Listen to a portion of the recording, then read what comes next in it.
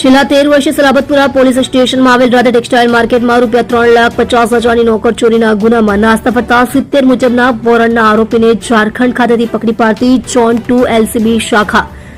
મહેરબાન police commissioner સાહેબ શ્રી સુરત શહેરનાઓ દ્વારા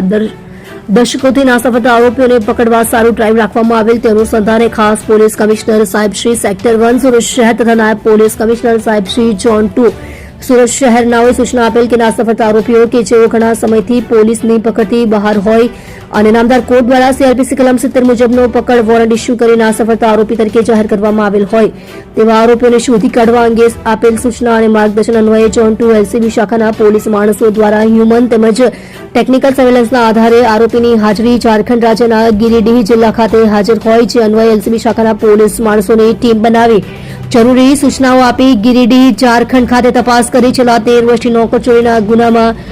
નાસ્તા ફરતા આરોપી સરયુ ઉર્ફે સરજુ સીટો મંડલ ઉંમર વર્ષ 50 રહે પડરમિનિયા ગામ પોલીસ સ્ટેશન ભીરની ભરકટ્ટા ઓપી જિલ્લો ગિરિડીહ ઝારખંડ ગામ પડરમિનિયા પોસ્ટે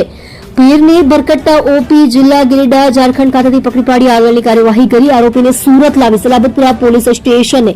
આગળની કાર્યવાહી કરવા સોંપેલ છે।